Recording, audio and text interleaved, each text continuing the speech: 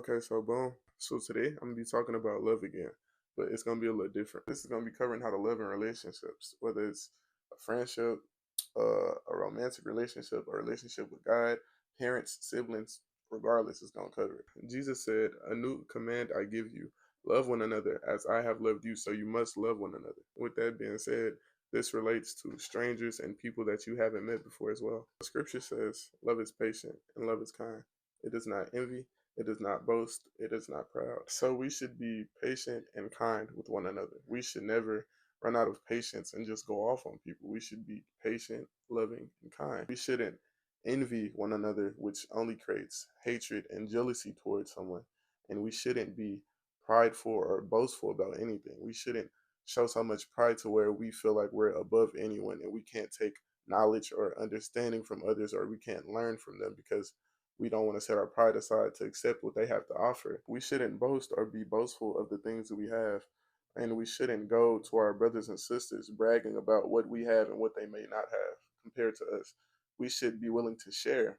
It says in the scripture that if you love this world or the things that you have in this world, then the love of God does not dwell within you. With that being said, instead of loving the items of this world that are going to fade, love the Lord who is forever and eternal. Scripture says love does not dishonor others. It is not self-seeking. It is not easily angered, and it keeps no record of wrongs. So we shouldn't dishonor one another. We shouldn't embarrass one another and make fun of one another. It's not correct.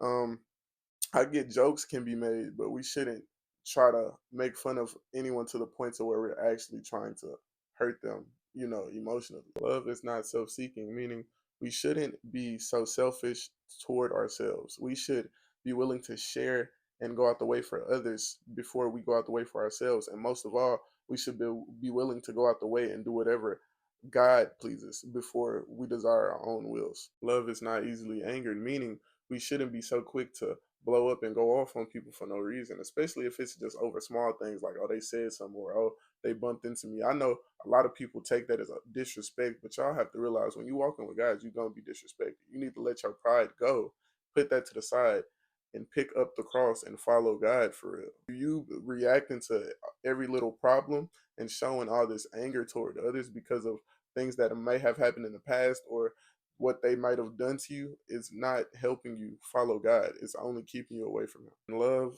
keeps no record of wrongs, meaning if Jesus was able to forgive the people of the past for what they did to Him on the cross, the torture, the killing, the mocking, the disrespect, the slander, all these things, it's no reason why we can't forgive people for the things they've done to us.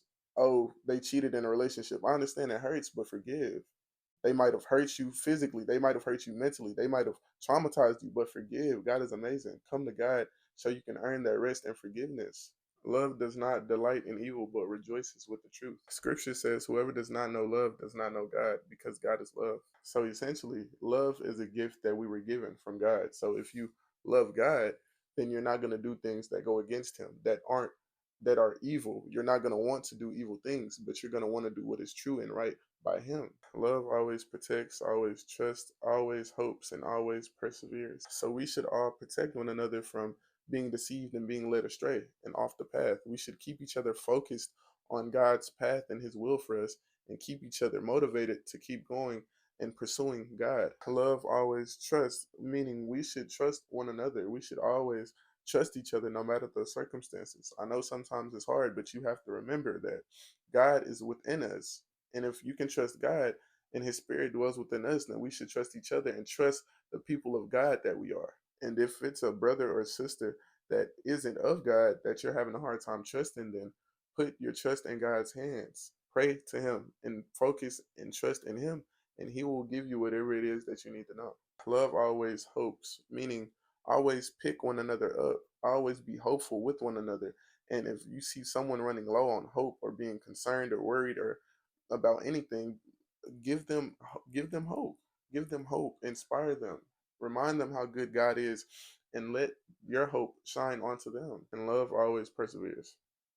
So all these principles that I've talked about in this video should stay standing with love that perseveres. We should continue to be kind to one another, be patient to one another, and all these other great things that I've talked about with love that perseveres truly.